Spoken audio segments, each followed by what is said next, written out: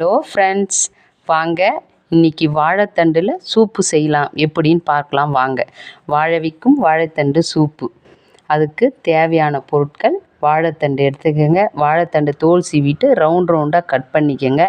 ஒரு பாத்திரத்தில் தண்ணி எடுத்து கொஞ்சம் உப்பு போட்டுக்கோங்க. ஏன்னா வாழைத்தண்டு கருகாமல் இருக்கும், வெள்ளையாகவே இருக்கும். அதனால் சின்ன சின்னதாக கட் பண்ணி வாழைத்தண்டு அதில் போட்டுருங்க. போட்ட பிறகு ஒரு குக்கர் எடுத்துக்கோங்க. குக்கரில் கொஞ்சம் தண்ணி ஊற்றிக்கோங்க. தண்ணி ஊற்றிட்டு வாழைத்தண்டு போடுங்க. வாழைத்தண்டு போட்டு கொஞ்சம் உப்பு போடுங்க. உப்பு போட்டுட்டு வாழைத்தண்டு 4 விசில் வர வரைக்கும் வேக வைங்க. வேக வச்சு விசில் போன பிறகு எடுங்க. எடுத்த பிறகு மிக்சியில் போட்டு கொஞ்சம் வாழைத்தண்டு பாதி அரைச்சிக்கோங்க. அரைச்சிட்ட பிறகு திரும்ப கார்ன் போட்டு வறுத்து எடுத்துக்கோங்க தனியாக. அதுக்கு நம்மளுக்கு மிளகுத்தூள், கரம் மசாலா, கொத்தமல்லி, புதினா, தேவையான அளவு உப்பு.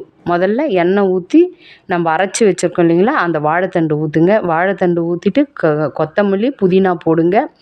அதுக்கு கொஞ்சம் மிளகுத்தூள், கொஞ்சம் கரம் மசாலா போட்டுருங்க. தேவையான அளவு உப்பு போடுங்க. நல்லா கொதி வந்த பிறகு நம்மளுக்கு திக்னஸ் ஆகணும். அதனால் கார்ன் மாவை கொஞ்சம் கரைச்சி ஊற்றுக்குங்க. கொஞ்சம் கலக்கி ஊற்றிட்டோம்னா திக்காகிடும். அதன் பிறகு எடுத்துக்கோங்க. எடுத்து ஒரு கிண்ணத்தில் வாழைத்தண்டு சூப்பு ரெடி. நம்ம அதில் கார்ன் போட்டு சுவைத்து சாப்பிடுங்க. ஓகே ஃப்ரெண்ட்ஸ், தேங்க்யூ, பாய்.